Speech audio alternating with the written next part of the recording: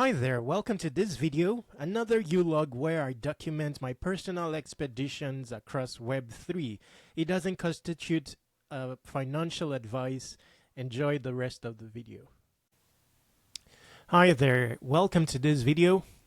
On Web3 Wikis, we're going to be looking at a project on Blast to see how interesting it is in terms of innovation. It's supposed to be a launchpad. We'll be finding out exactly what it is that ensures that a token launched out of it succeeds. We'll be taking a look at the technicalities surrounding this and seeing if it's a viable option for those who have upcoming Web3 projects and want to institute a token with a huge measure of success.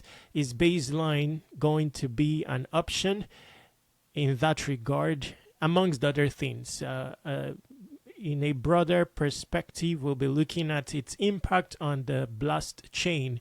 Considering it's on the Blast chain, if it gains traction and popularity, how will it impact the popularity of the Blast chain long term? We'll also be looking at an opportunity in the making with the launch or upcoming launch of a token by Matchy.xyz. They are going to administer their launch out of BaseLine markets.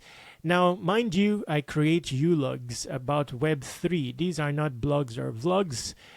Basically, the letter U stands for U, so this content is not edited. It also constitutes my own evolution and learning. So I'm just going to be learning about BaseLine in the course of this video while documenting it for your viewership. Okay, so let's take a look at BaseLine. And on Twitter, it says better take tokenomics. Now, before Matchy, they've launched a token called Yes Money 420. Now, interestingly, this is the ERC 420 standard. I've come across this, but I don't understand it fully. But I believe it's a hybrid type of token that constitutes or consists of a fungible token and a non-fungible token combined, stuff like that. Okay, so we may end up looking at the case study. Yes, as a case study, how has it fared since it launched out of BaseLine to establish whether the better tokenomics claim is realistic. So let's get started. If you open up this BaseLine website, you will easily find the documentation here. We'll be going through that. So it says create tokens that grow in value through programmatic liquidity. And let's scroll down here. It says tokens are broken. So in the scope of this, we will also be touching on the likes of Pump Fund on Solana and how they fared as a token launchpad. In general, many tokens have launched out of Pump Fund. Thousands of them. Pump Fund itself has raised up to 100 million in fee revenue, but only 1% of these tokens end up graduating onto Radium, and a small percentage of that 1% managed to succeed to a tangible measure. I believe that they are taking note of this, referring to BaseLine markets. Hence, this aspect of the landing page that says poor token design destroys value. Designing tokenomics is tough. Projects can have a successful product, but the token can still struggle to capture value. This is true. Here, market makers are manipulative. Market makers are not on your side. Projects are forced to accept toxic terms that give market makers significant influence over a token's performance. This is also true, and it's a problem. Even with centralized exchanges dominating your tokens during the proposition phase. Same thing applies to market makers in general. There's a centralized element there that favors market makers. Okay, a floor price that only goes up. So BaseLine fixes this with a floor price that only goes up. BaseLine guarantees liquidity to buy back the entire circulating supply at the BaseLine value. profit from market making go to increase this value, ensuring BLV is up only. So BLV refers to baseline value. Now, I'm getting insight into how they intend to accomplish an up-only market. It's likely based on sophisticated market making that involves buyback and also a treasury. Now, this doesn't, having a large or robust treasury and a buyback and burn mechanism is not fully proven as a way of increasing the value of your token. So I'm interested in how they will play this out, the technicalities of the innovation surrounding this, because I don't think many projects have implemented a buyback and burn mechanism and yet have not managed to have their token capture value.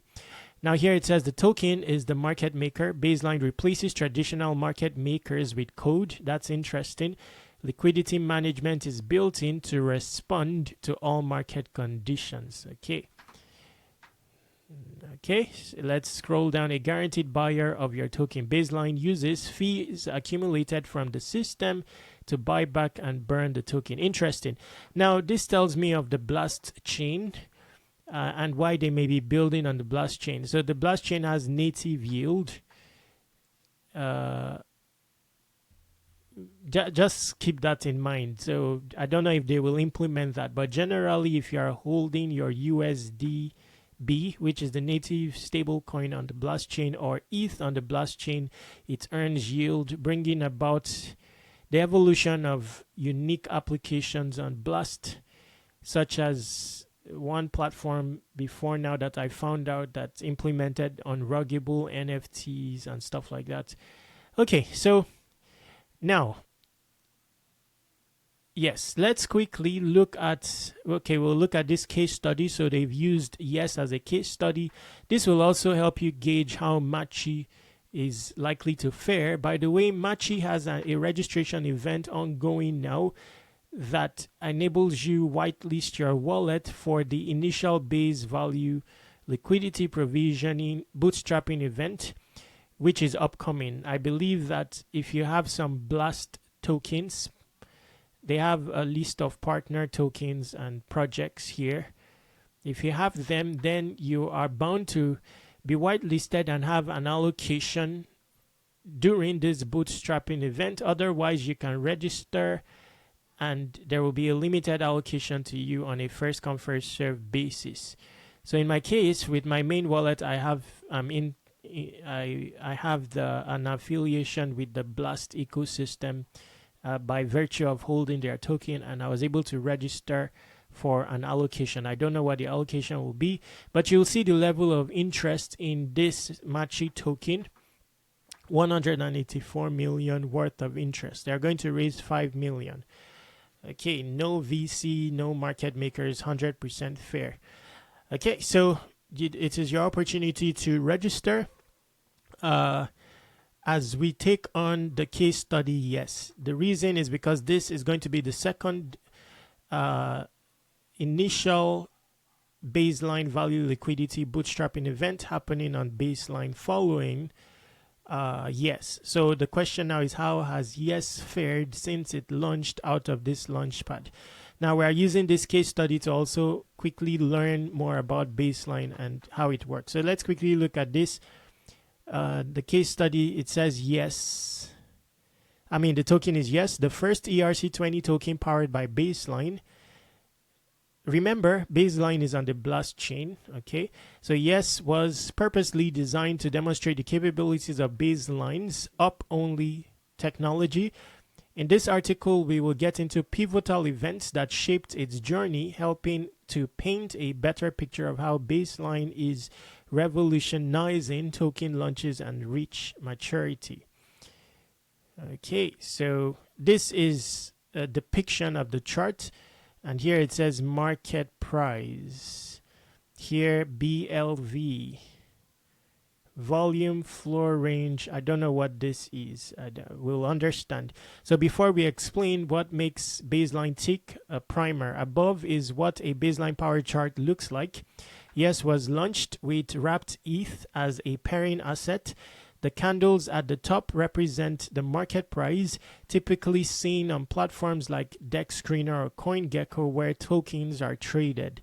The green line, known as the baseline value, represent all the intrinsic value accumulated by Yes through volumes and fees stored on baseline smart contracts. Trading volume can be viewed at the bottom of the chart.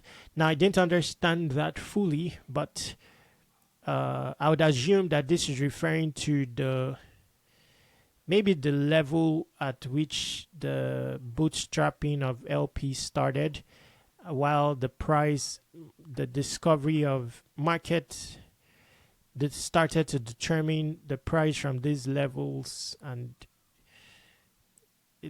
raising the price up, something like that. We will understand it later on. So the first candle. On March 2nd, we successfully completed the initial baseline value event with nearly 100% of the spots filled in a smart contract with 311 ETH. The contract then allocated the funds to the floor range, establishing the initial price of Yes at 1.9. Okay, so that's the starting price. The growth of the floor slowed down around 6. I don't know if this is time, but let's go. But because the volume remained consistent, the premium, which is the distance between the market price and the BLV, remained relatively the same. I don't understand that very well. When we closely examine the chart, it becomes evident that the floor grows faster as the volume increases. However, the floor does not decrease when the volume is lower. Okay, so they're talking about how the chart evolves based on when it comes to a baseline related token. Having looked at Yes, it's saying here that when the volume is low, the floor does not decrease, but as the volume increases, the floor grows faster. Okay, in fact, BLV growth comes from selling tokens at premium. The greater the premium, the greater the BLV growth. Okay, well, Yes launched with a conservative liquidity profile. The discovery range was configured to get progressively thicker as the price rose. On its first day, the BLV grew by 50%. Because the BLV grew, the borrowing capacity did too. Holders were able to access even more wrapped ETH and use that capital to purchase more Yes. Again, I don't understand the technicalities well enough. I'm just getting a gist of it. But ultimately, what is being said is that the price of the chart is bound to go up. But there is a borrowing element, a lending element there that I don't understand. I'm not too into that world altogether. But let's proceed. BaseLine is a decentralized credit facility that allows Yes holders to borrow wrapped ETH by using their Yes as collateral. Okay, so we're seeing a bit more now because the LP is basically wrapped ETH against Yes. You know, so but there is a borrow lending element in between. Okay, so let's see. Since BaseLine guarantees an intrinsic value for each token, the protocol allows holders to borrow this value at a high loan to backing value for a small fee and with no risk of liquidation. Below is an oversimplified example of looping efficiency at both a 50% and a 5% premium. Looping is a form of max leveraging by borrowing ETH to purchase more Yes and repeat that process. For the sake of simplicity, this infographic assumes 1 Yes equal 1 ETH and interest costs are not taken into account. Okay, so we'll skip all this because I'm not too into the borrowing lending world. I don't understand the technicalities fully.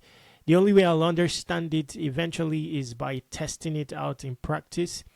But I'm getting some gist from here, and I believe you are as well, enough to pique your interest and have you take a look further. But the technicalities here involves taking a loan with leverage, something like that. Okay, and let's leave it at that. So we're going to scroll down here. A successful dump. Yes, V1 was live for a month. During this time, we continued building V2 and BaseLine Exchange as we saw consistent value and a rising floor, maintaining a 30% premium. On March 30th, we conducted a white hat operation where we secured the premium. Now, I don't understand this term, so let's scroll down. BaseLine tokens are unruggable. This is all possible because 100% of the supply was deployed on Blast's native DEX. To create and reshuffle concentrated liquidity positions at launch, all tokens are kept on chain by the protocol and used to protect their value forever. What's coming? Okay, so let's the conclusion from this is we will assume that the market started at a $1 million Mcap. Let's just assume that that's the case, or valuation, or let's put it FDV. So the question now is how, there's a documentation here. But even if I read it, I will not understand it at this very moment because I don't understand the terminologies and the mechanics of lending and borrowing, as it's not my thing in general, I mean, in life. So, okay, so this is how the platform looks. And this is showcased here. It's showing that the market cap at the moment is 47 million. So we would assume that it has managed to rise since it launched. Okay.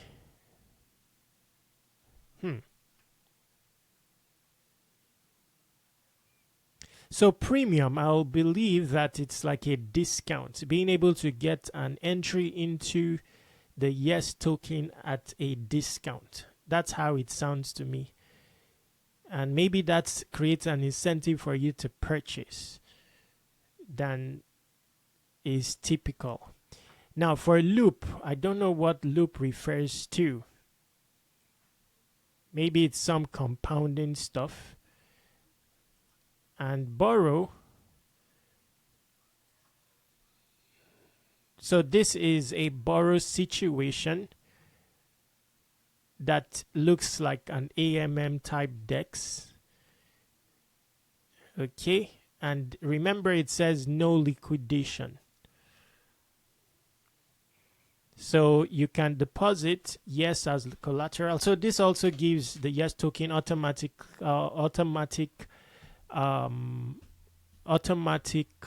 utility, which generally tokens, meme coins don't have. And to be able to pull up this type of liquidity, you will need to partner with an established project, which is rare, to have your token listed on their lending platform there, such that you can collateralize it. Now it looks like at the very outset with Yes token or whichever token launches out of BaseLine markets, you will be able to take a loan of wrapped ETH using the token as in this case, Yes, for example, as collateral, while the program will ensure that the Yes retains value or continues to move upwards in value. Now the value generation may be where Yes is being locked in the LP for the duration when wrapped ETH has been borrowed, something like that. Okay. Now this bump progress, I don't know what this means. Let's quickly look at. Let's not prolong matters.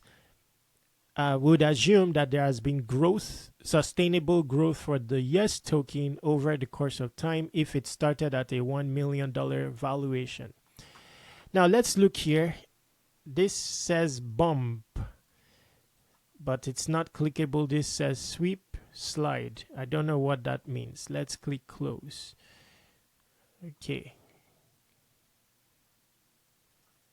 Okay, so this says loop. You supply yes.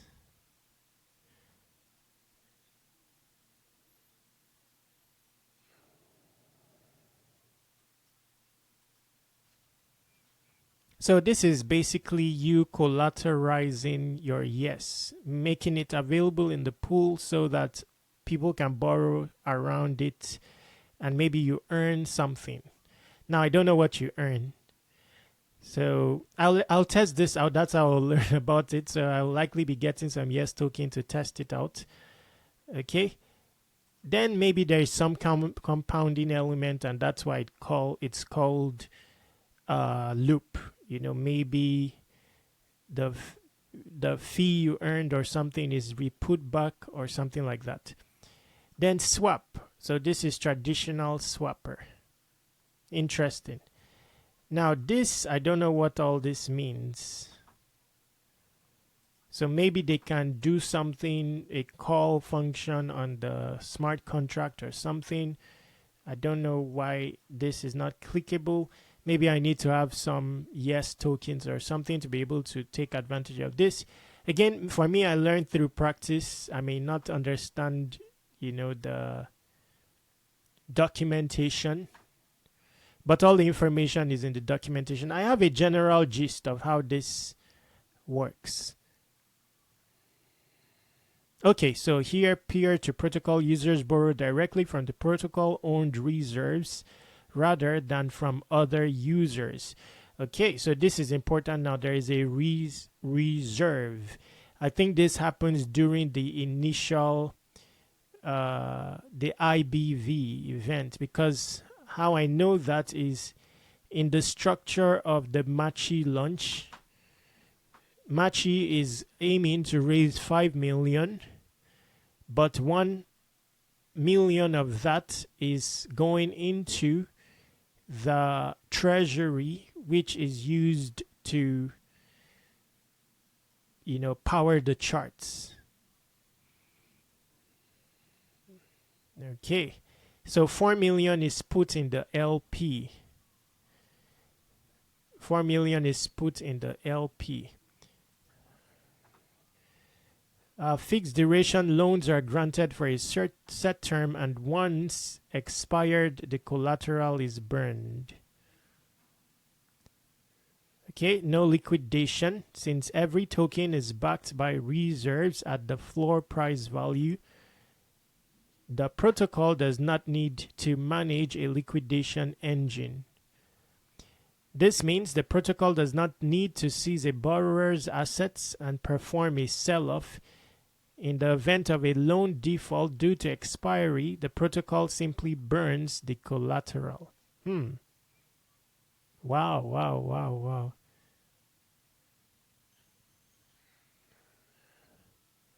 Interesting.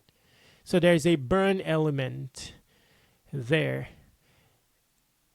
Now, no liquidation refers to that is within the duration of the loan. But if you don't stick to repaying your loan within that window, the collateral is burned. No oracle, since there is no liquidation. Okay.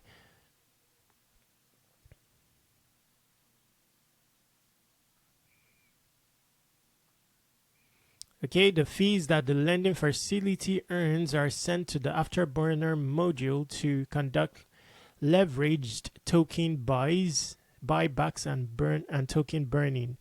Token burns increase the system supply surplus capacity and make progress towards initiating the next bump. So there's a buyback element and burn, and that, I believe, impacts the charts. And that is by the protocol itself, besides the market, what the market does on its own. I'll be looking at this in another video, but it looks interesting altogether. So this is the configuration for launching a BaseLine token. So BaseLine offers a streamlined solution that eliminates the need for traditional market makers and has an automated approach to liquidity and pricing. Project teams can concentrate on product development, knowing that the system will manage token distribution and market make efficiently and fairly. Launching a BaseLine token involves a structured process consisting of 3 key areas: pre-sale, liquidity configuration, and tokenomics. Okay, so each BaseLine token will undergo a fixed price auction in order to source the initial capital needed to set up the liquidity pool. The pre-sale will have capital limit and allowance to ensure fair distribution and distribution of tokens. So just like with Machi, certain communities are selected. There is a cap limit of 5 million, and the eligible communities are part of the allowist. So liquidity configuration, each BaseLine token will have a unique liquidity configuration that its project team will define. This configuration will affect how the token is traded and managed by its own market making system. So liquidity allocation, the raised funds from the pre-sale will be allocated between the floor, anchor, and afterburner. Okay, the split in the allocation will decide the BLV price, market premium, and amount of leverage buyback respectively. So there's still some technicalities there's still some tokenomics decision that the team will need to make. That will have to do with how they distribute the funds raised in pre-sale. They will have to distribute it amongst the floor, anchor, and afterburner. So I don't know if the team gets anything from the allocation to further the project. I'm not very sure.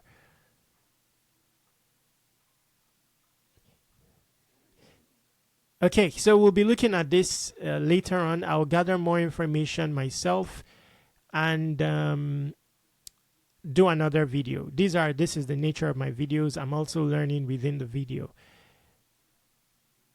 Okay, so here we have some context with respect to yes. Through this history, each pre-sale will reserve up to 50% of its participation for yes token holders.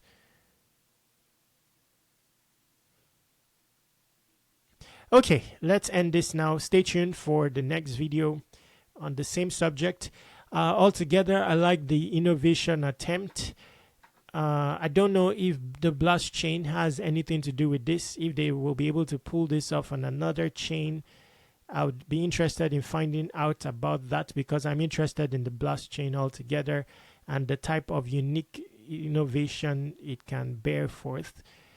So at this stage, I'll assume this is one of them, but I don't know yet if it's exclusive to Blast and what Blast offers as a chain, which is native on-chain yield. Yes, I've registered for Machi. I'm interested in seeing how that fares. I don't know if it will become permissionless after all, where everyone will be able to launch their token. I don't believe that that's possible at the moment. You'll have to go through the team, and there may be, some incubation elements in place. So I wouldn't compare it to the likes of PumpFun at this stage, except they evolve to become permissionless later on. Okay, so now at the moment, I don't believe that a small project will fare well in the incubation process. I would love to see that happen later on, because one of the struggles of projects, besides